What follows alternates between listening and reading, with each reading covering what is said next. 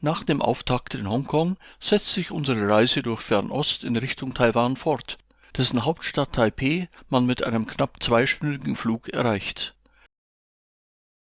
Von dem außerhalb gelegenen Flughafen gelangt man am schnellsten mit dem lilafarbenen Airport Express Train in die Innenstadt, wo der Zug am zentralen Hauptbahnhof von Taipeh stoppt. Nur wenige Schritte von hier befindet sich unser Hotel, welches wir vor allem wegen seiner Lage, aber auch wegen seiner unübertrefflichen Eleganz gewählt haben. Nach dem Bezug unseres ansprechenden Hotelzimmers besorgen wir uns zunächst 48 Stunden gültige Metrotickets, sodass sich auch Kurzstreckenfahrten zur Reduzierung des Laufpensums lohnen. Kurz vor Sonnenuntergang starten wir zu unserer ersten Unternehmung und erreichen nach kurzer Metrofahrt den Friedenspark. Die Zahl 228 erinnert an den 28. Februar 1947 und den damaligen zivilen Widerstand gegen eine korrupte Militärregierung. Ganz im Sinne der Namensgebung des Parks herrscht hier eine besonders friedliche Atmosphäre in der Abenddämmerung.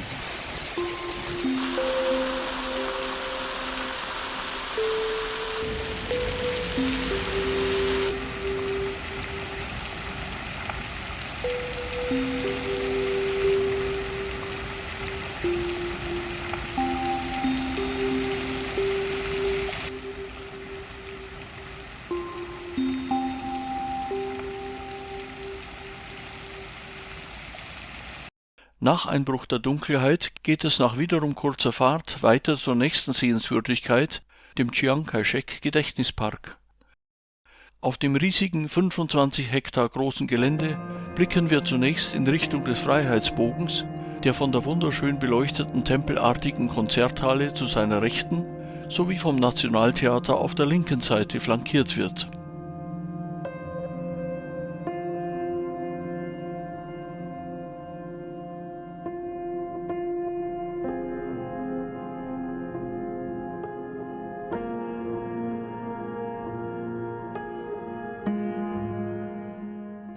Auf der Ostseite des Platzes gegenüberliegend erkennt man schemenhaft die Chiang Kai-shek Gedächtnishalle, die wir erst am nächsten Tag zu deren Öffnungszeiten besichtigen werden.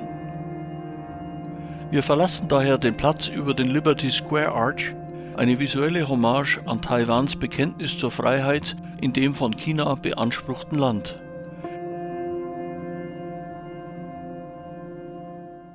Anschließend setzen wir unsere nächtliche Besichtigungsfahrt mit der Metro fort und erreichen nach kurzer Zeit mit Longshan den bekanntesten Tempel der Stadt. Die stimmungsvoll beleuchtete Szenerie im ältesten Tempel der Stadt mit seinen chinesisch-buddhistischen Elementen ist ein spirituelles Erlebnis der besonderen Art und bedarf keiner weiteren Kommentierung.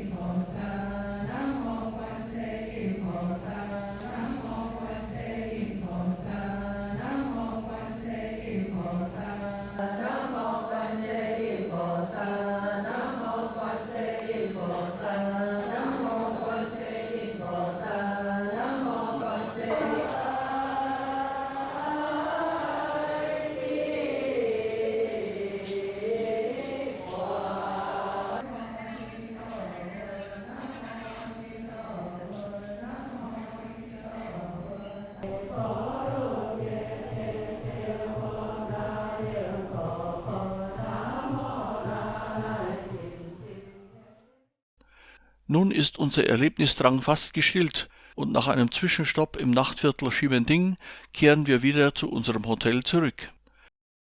In Ximending pulsiert das Leben und wir stürzen uns noch ein wenig mit hinein in das lebhafte Treiben.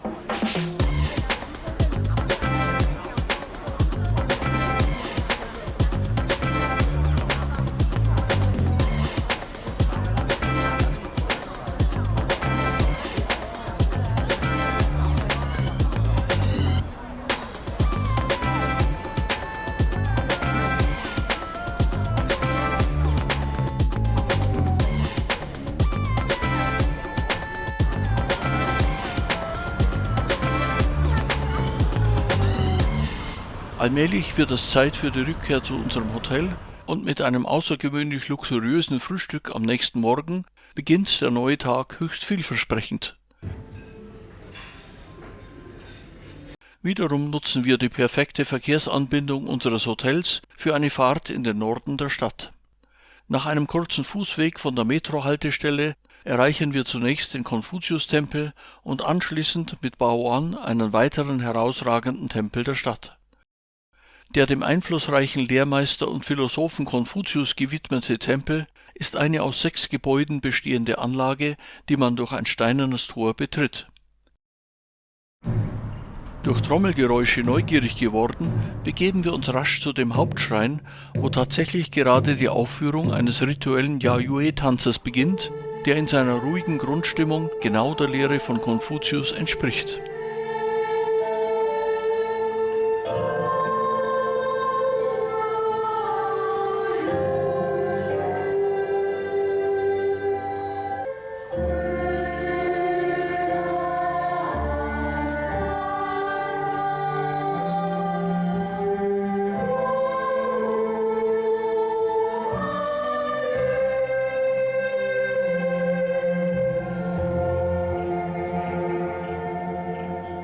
Die Inschrift auf der Außenmauer des Komplexes können wir zunächst nicht entziffern, jedoch hilft hier die Unterstützung durch moderne Technik durchaus weiter.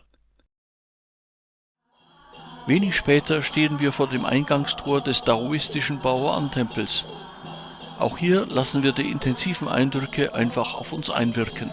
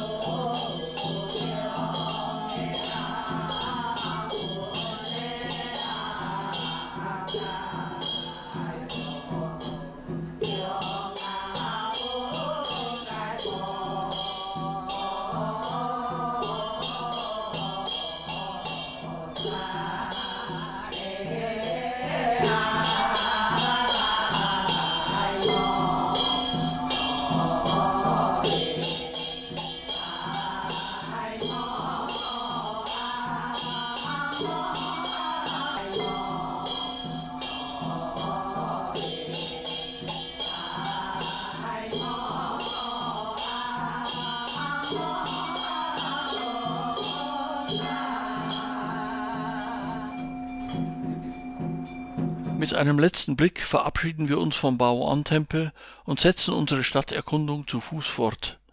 Die traditionelle Old Dihua Street sorgt auf dem Weg zur nächsten Metrostation für jede Menge Lokalkolorit. Dihua ist die historisch bedeutungsvollste alte Straße Taipehs, war sie doch für mehr als 100 Jahre der größte Einzelhandelsmarkt der Stadt. Ein Bummel durch die Straße bietet einen vielfältigen Einblick in traditionelle chinesische Gewerbe.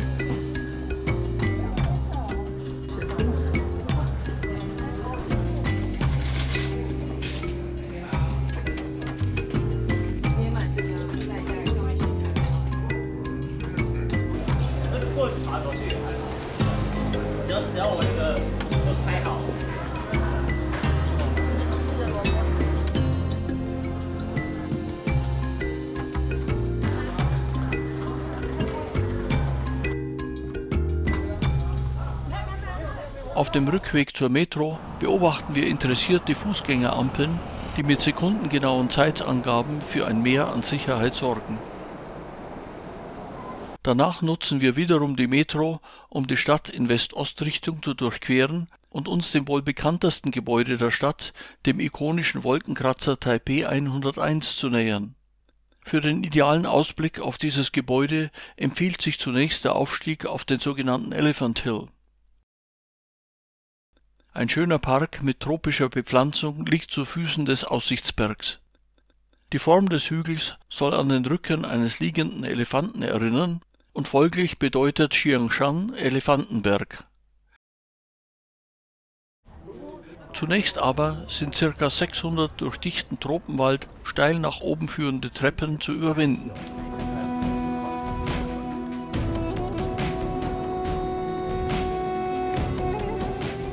Offensichtlich erfreut sich der Pfad trotz seiner Herausforderungen großer Beliebtheit. Schließlich haben wir einen ersten Aussichtspunkt erreicht.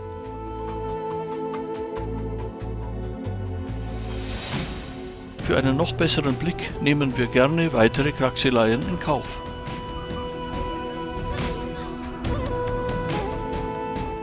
Nun ist es geschafft. Das moderne Taipeh liegt zu unseren Füßen. Der Name Taipeh 101 bezieht sich auf die 101 Stockwerke des mehr als 500 Meter hohen Wolkenkratzers. Ohne Erinnerungsfotos verlässt natürlich niemand diesen Ort.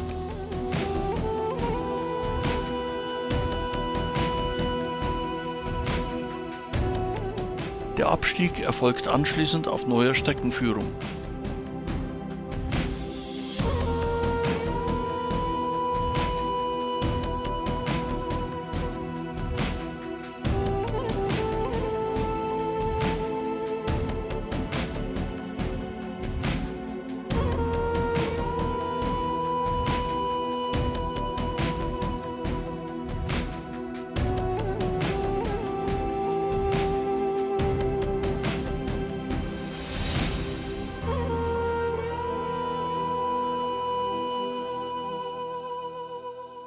Nach Beendigung unserer Rundwanderung möchten wir Taipeh 101 natürlich auch aus unmittelbarer Nähe erkunden. Nach einer kurzen Fahrt mit der Metro steigen wir direkt vor dem Gebäude aus und blicken staunend nach oben. Die Konstruktion des Wolkenkratzers ist einer sich nach oben verjüngenden Bambusstange nachempfunden. Noch bis 2010 war Taipeh 101 mit 508 Metern das höchste Gebäude der Welt. Für weitestgehende Erdbebensicherheit sorgt eine 660 Tonnen schwere vergoldete Stahlkugel mit einem Durchmesser von 5,5 Metern, die mit ölhydraulischen Dämpfungselementen den Schwankungen des Gebäudes entgegenwirkt. Nun geht es wieder zurück in das Stadtzentrum, wo noch eine Besichtigung des Chiang Kai-shek Memorials bei Tageslicht ansteht. Das neoklassizistische Bauwerk ehrt den Militärführer Chiang Kai-shek, der 1949 nach einer Niederlage gegen die Kommunistische Partei auf die Insel Taiwan floh und 2 Millionen Menschen mit sich brachte.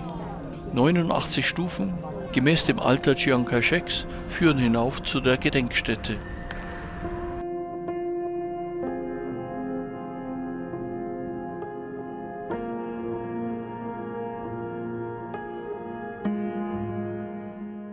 Unterhalb des Memorials hat bereits eine Militärzeremonie begonnen, die von vielen Schaulustigen beobachtet wird.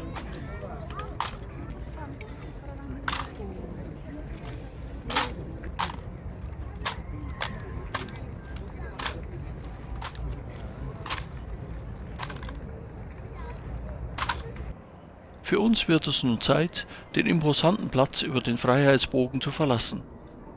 Unseren abschließenden Abend in Taipeh verbringen wir in der durchaus amüsanten Atmosphäre eines pseudo-bayerischen Lokals.